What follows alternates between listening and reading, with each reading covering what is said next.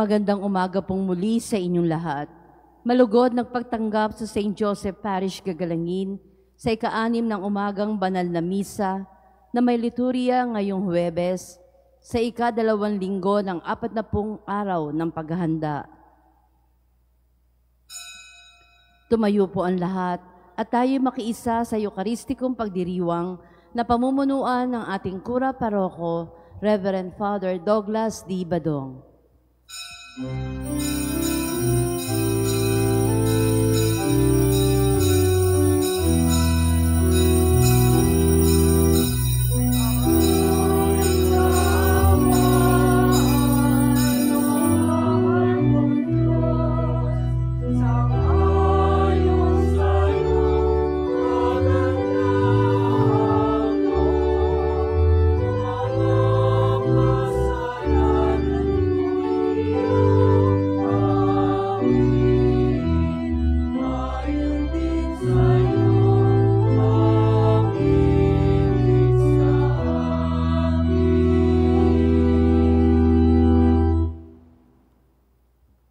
Sa ngalan ng Ama at ng Anak at ng Espiritu Santo. Amen.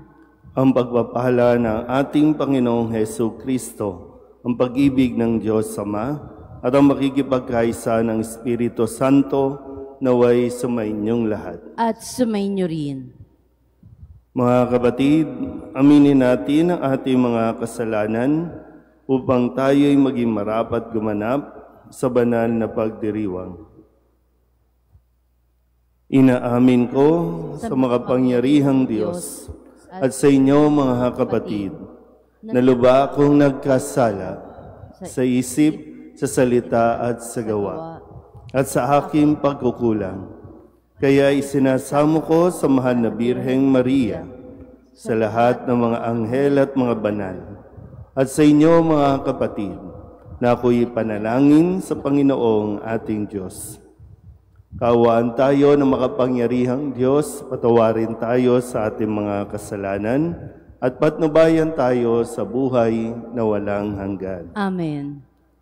Panginoon, kaawaan mo kami. Panginoon, kaawaan mo kami. Kristo, kaawaan mo kami. Kristo, kaawaan mo kami. Panginoon, kaawaan mo kami. Panginoon, kaawaan mo kami. Manalangin tayo. Ama naming makapangyarihan, pinananauli at pinahalagahan mo ang wagas na katapatan. Itaguyod mo ang aming kalooban upang mahubog sa sigasig ng iyong espiritu at maging matatag sa pananalig at masipag sa gawa ng pag-ibig sa pamamagitan ni Jesucristo kasama ng Espiritu Santo magpasawalang hanggan. Amen.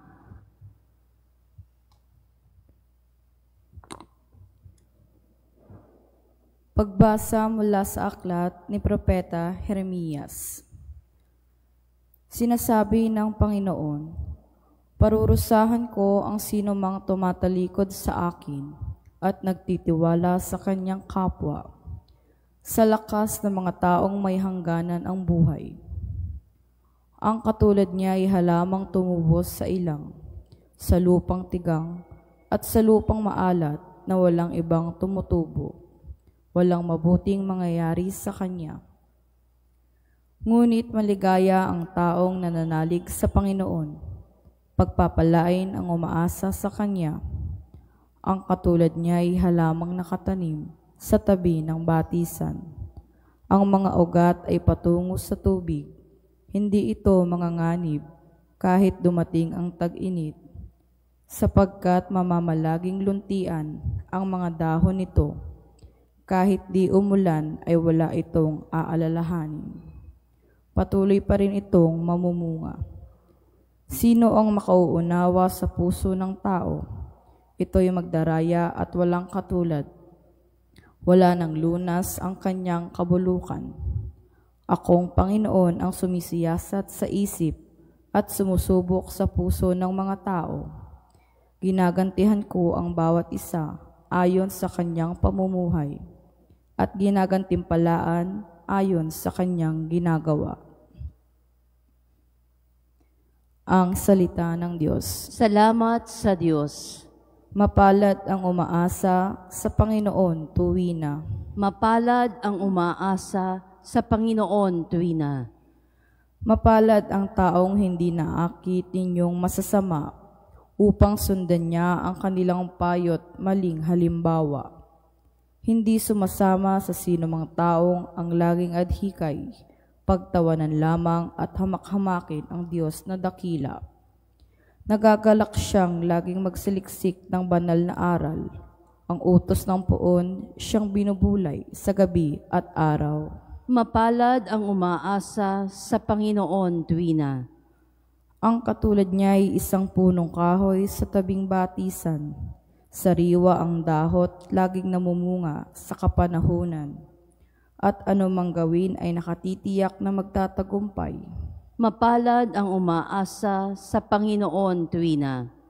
Ngunit ibang-iba ang masamang tao, ipa ang kawangis. Siya'y natatangay at naipapadpad kung hangin umiihip. Sa taong matuwid ay Panginoon ang siyang mag-iingat, ngunit kailanman ang mga masama ay mapapahamak. Mapalad ang umaasa sa Panginoon tuwina.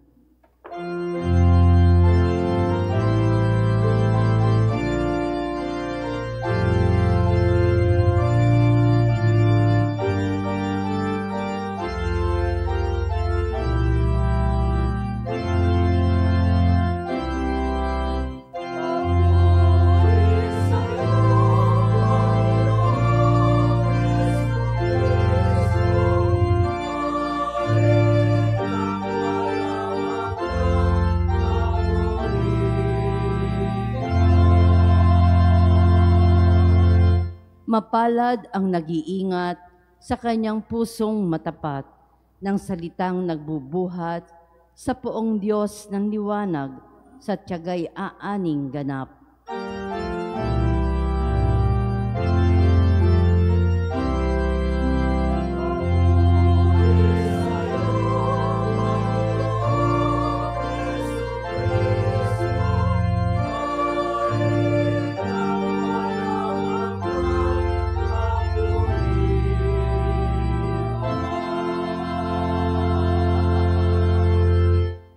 Sumainyo ang Panginoon. At sumainyo rin. Ang mabuting balita ng Panginoon ayon kay San Lucas. Papuri sa iyo, Panginoon.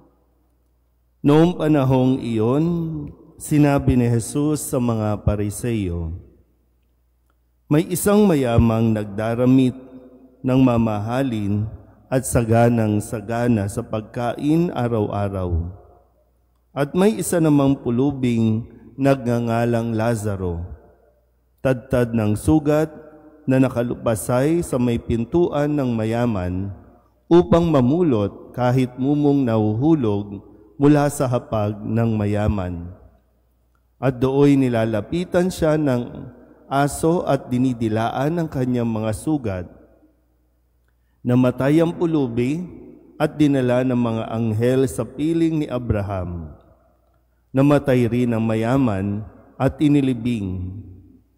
Sa gitna ng kanyang pagdurusa sa Hades, tumingala ang mayaman at kanyang natanaw sa malayo si Abraham, kapiling si Lazaro. At sumigaw siya, Amang Abraham, mahabag po kayo sa akin. Utusan ninyo si Lazaro na isawsaw sa tubig ang dulo ng kanyang daliri at palamigin ang aking dila, sapagkat naghihirap ako sa apoy na ito. Ngunit sinabi sa kanya ni Abraham, Anak, alalahanin mong nagpasasa ka sa buhay sa ibabaw ng lupa, at si Lazaro'y nagtiis ng kahirapan. Ngunit ngayoy inaaliw siya rito, samantalang ikaw namay nagdurusa. Higit sa lahat, inilagay sa pagitan natin ang isang malaking bangin upang ang mga narini ay hindi makaparian at ang mga nariyan ay hindi makaparini. At sinabi ng mayaman, Kung gayon po, Amang Abraham, ipinamamanhik ko sa inyong papuntahin si Lazaro sa bahay ng aking ama, sapagkat ako'y may 5 kapatid na lalaki. Paparoonin nga ninyo siya upang balaan sila, at nang hindi sila humantong sa dakong ito ng pagdurusa. Ngunit sinabi sa kanya ni Abraham, nasa kanila ang mga sinulat ni Moises at ng mga propeta. Pakinggan nila ang mga iyon. Hindi po sapat ang mga iyon, tugon niya. Ngunit kung pumunta sa kanila ang isang patay na muling nabuhay, tatalikdan nila ang kanilang mga kasalanan. Sinabi sa kanya ni Abraham, kung ayaw nilang pakinggan ang mga sinulat ni Moises at ng mga propeta, hindi rin nila paniniwalaan kahit ang isang patay na muling nabuhay. Ang mabuting balita ng Panginoon. Pinupuri ka namin, Panginoong Hesukristo. Isang magandang umaga po sa inyong lahat. Ngayon po ay Huwebes, sa 2nd linggo ng 40 araw na paghahanda. Matapos nga na tayo ay mag-break ng kaunti upang bigyang parangal at ipagdiwang ang dakilang kapistahan ng ating patrong si San Jose. Ngayon ay balik po tayo sa ating mga pagninilay bilang paghahanda natin sa pagdiriwang ng Pasko ng pagkabuhay.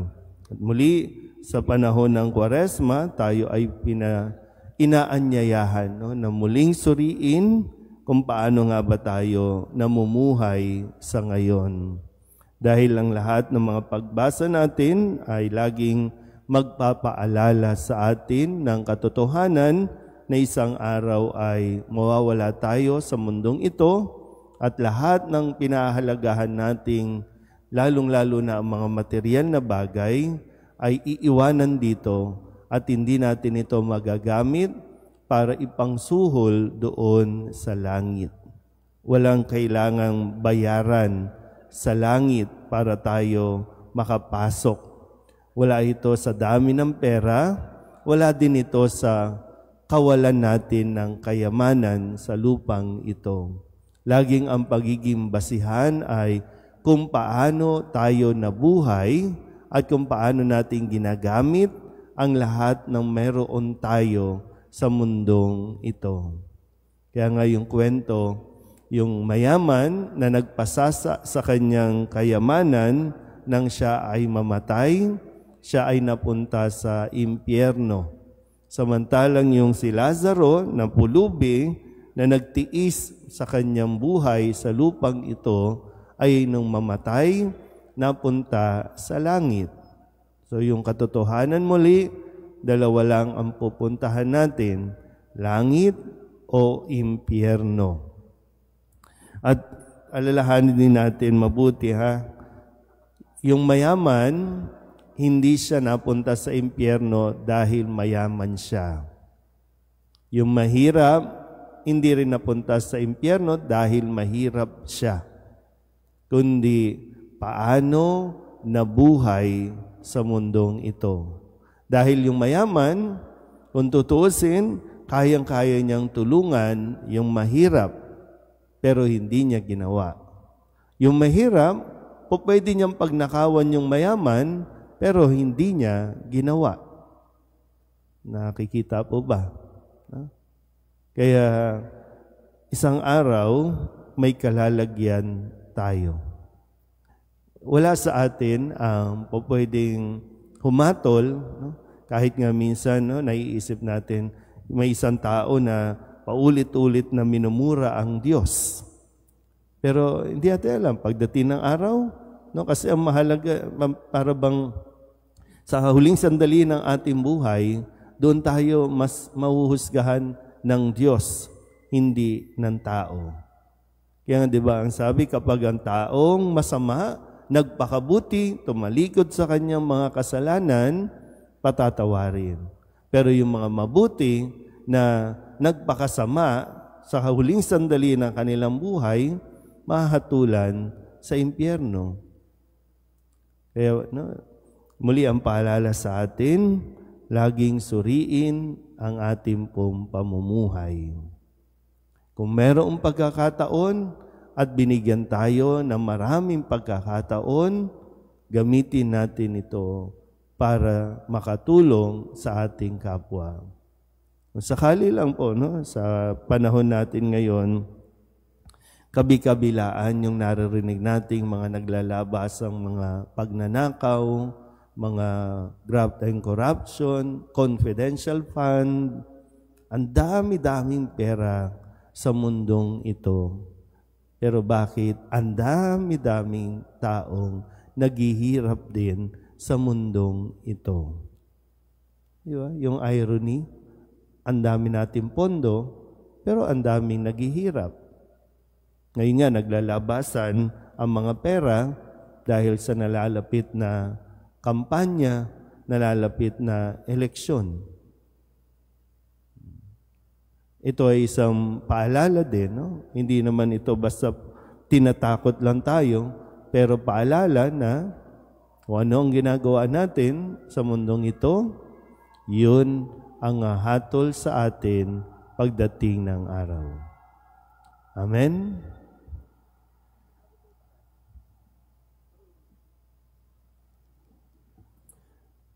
Habang inaalala natin ang mga pangangailangan ng mga dukha, lumapit tayo sa ating Diyos na nagbahagi sa lahat ng kanyang kayamanan sa pagsusugo ng kanyang anak sa mundo. Ang ating pong itutugon, Panginoon, dinggin mo ang aming panalangin. Panginoon, dinggin mo ang aming panalangin.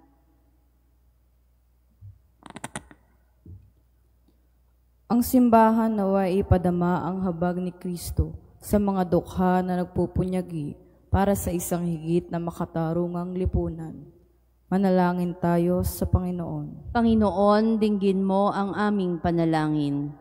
Ang mga natutuksong maging alipin ng kayamanan at kapanatagan dulot ng mga material na bagay, naway makaunawa na nagmumula ang espiritual na kahirapan sa pagtangging magbahagi sa kapwa. Manalangin tayo sa Panginoon. Panginoon, dinggin mo ang aming panalangin. Tayong lahat naway tumanggap ng biyayang magpakita ng awa at habag, pangunawa at pagiging bukas palad sa mga nangangailangan. Manalangin tayo sa Panginoon. Panginoon, dinggin mo ang aming panalangin.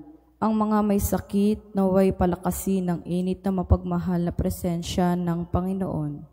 Manalangin tayo sa Panginoon. Panginoon, dinggin mo ang aming panalangin. Ang mga namayapan naway makabahagi sa kaligayahan at kapayapaan ng kaharian ng Diyos. Manalangin tayo sa Panginoon. Panginoon, dinggin mo ang aming panalangin. Idulog din natin sa Panginoon ang ating mga personal na kahilingan at mga panalangin para sa ating mga pamilya. Kasama din ang mga kahilingan ng mga nanonood sa online. Lahat ng mga misang pasasalamat, espesyal na intensyon, agarang paggaling ng mga may sakit, at ang lahat ng mga kaluluwa na inihiling na ipagdasal sa misang ito.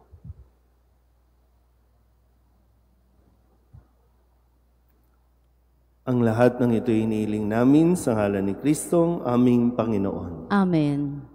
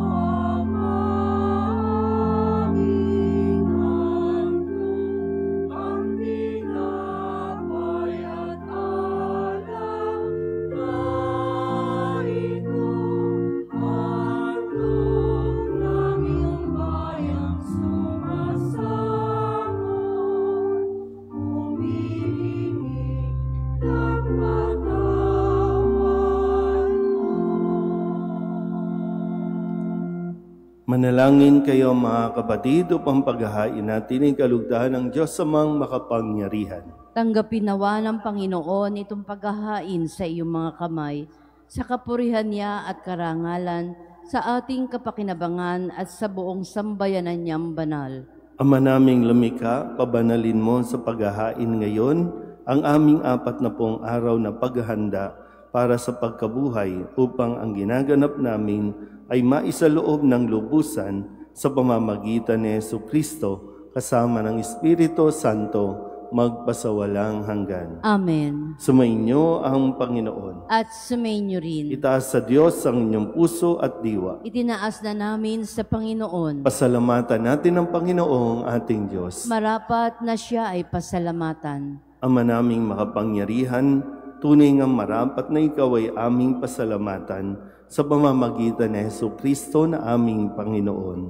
Sa pagbabakasakali mong kami bubuti, isinugo mo si Jesucristo upang pangunahan kami. Bilang pagsunod sa iyong atas na bigay, ipinahayag ng iyong anak ang iyong kalooban na ang mga apit dukha ay kanyang damayan.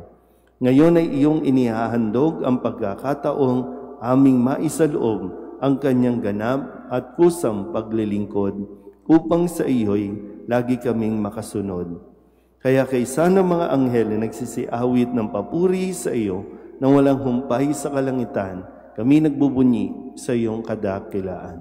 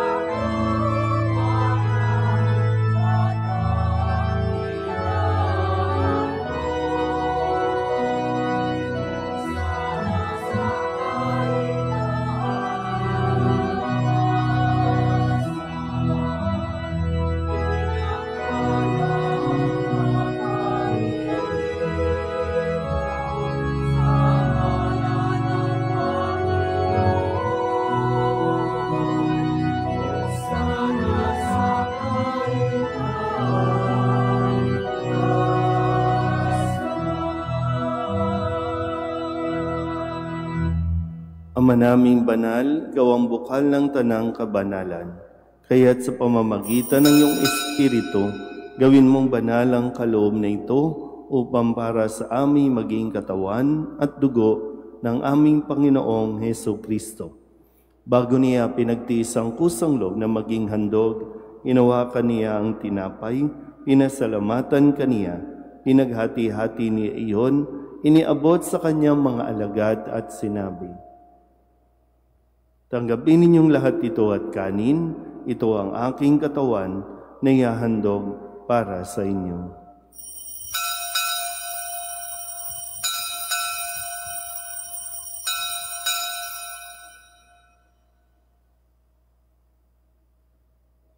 Gayun din naman nung matapos ang hapunan, hinawakan niya ang kalis, muli kaniyang pinasalamatan. Iniabot niya ang kalis sa kanyang mga alagad at sinabi,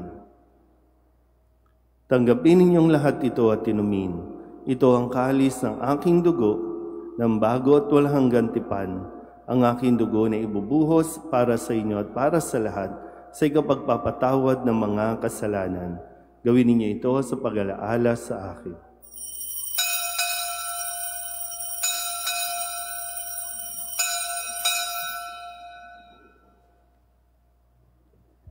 Ipagbunyi natin ang misteryo ng pananampalataya.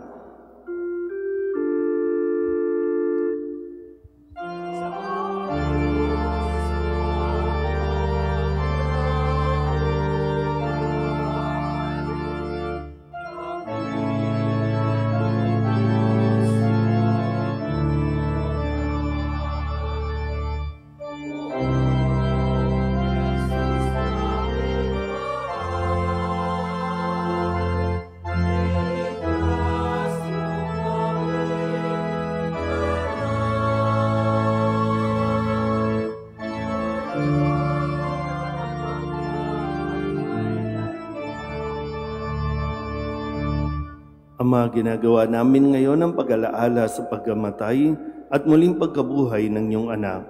Kaya tiniaalay namin sa iyo ang tinapay na nagbibigay buhay at ang kalis na nagkakaloob ng kaligtasan. Kami nagpapasalamat dahil kami iyong minarapat na tumayo sa harap mo para maglingkod sa iyo. Isinasamo namin kami magsasalo-salo sa katawan at dugo ni Kristo ay mabuklod sa pagkakaisa sa pamamagitan ng Espiritu Santo. Ama, lingapin mo ang iyong simbahang laganap sa buong daigdig. Puspusin mo kami sa pag-ibig kay San Francisco na aming Papa at ni Jose na aming Obispo at ng Tanang Kaparian. Alalahanin mo rin ang mga kapatid naming nahimlay na may pag-asang sila'y muling mabubuhay, gayon din ang lahat ng mga pumanaw. Kawaan mo sila at patuloyin sa iyong kaliwanagan. Kawaan mo at pagindapating kaming lahat na makasalo sa iyong buhay na walang wakas.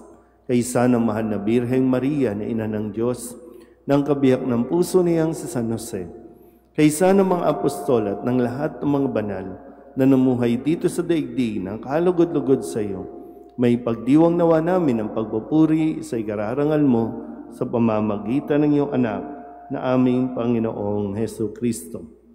Sa pamamagitan ni Kristo, kasama niya at sa Kanya, ang lahat ng parangal at papuri ay sa iyo, Diyos Amang makapangyarihan, kasama ng Espiritu Santo, magpasawalang hanggan.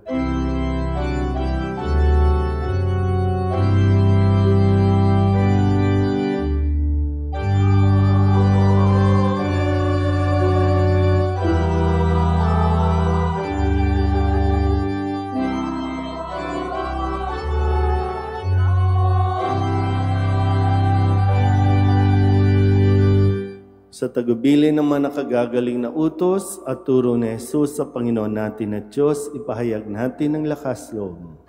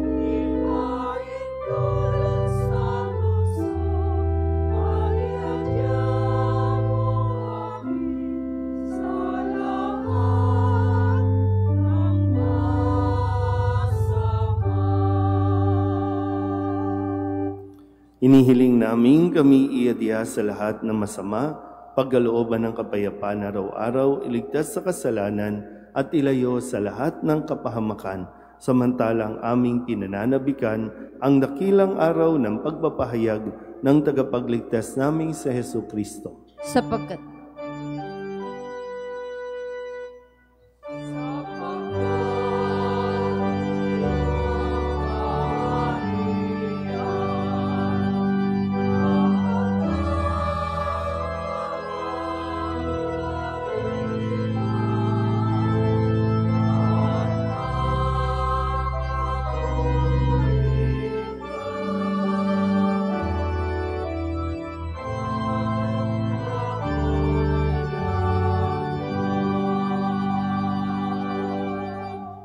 Panginoong Heso Kristo, sinabi mo sa iyong mga apostol, kapayapaan ang iniiwan ko sa inyo, ang aking kapayapaan ang binibigay ko sa inyo.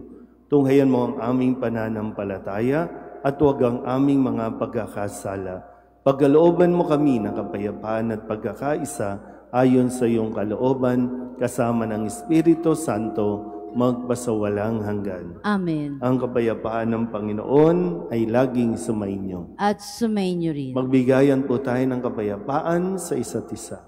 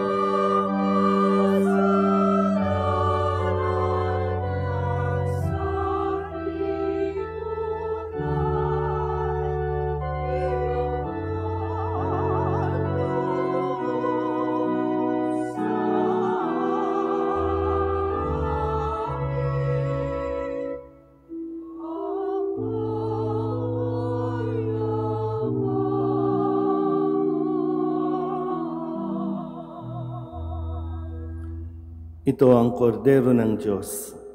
Ito ang nag-aalis ng kasalanan ng sanlibutan. Mapalad ang mga inaanyayahan sa kanyang piging. Panginoon, hindi ako karapat-dapat na magpatuloy sa iyo, ngunit sa isang salita mo lamang ay gagaling na ako.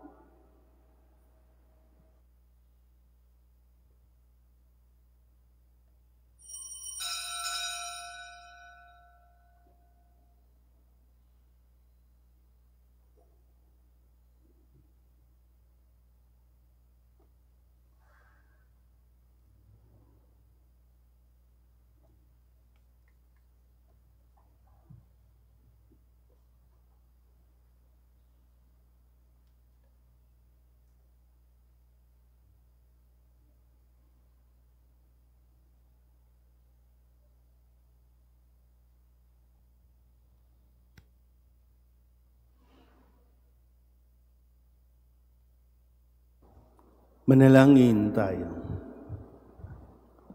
Ama naming mapagmahal, ang pinakinabangan naming paghahain ay mamalagi nawa sa aming gawain at magpatibay sa mga ginaganap namin sa pamamagitan ni Jesucristo, kasama ng Espiritu Santo, magpasawalang hanggan. Amen. Sumainyo ang Panginoon. At sumainyo rin. At pagpalain kayo ng makapangyarihang Diyos, Ama at Anak, at Espiritu Santo. Amen. Tapos na ang banal na misa, humayo tayo sa kapayapaan ni Kristo. Salamat sa Diyos. Magandang umaga po.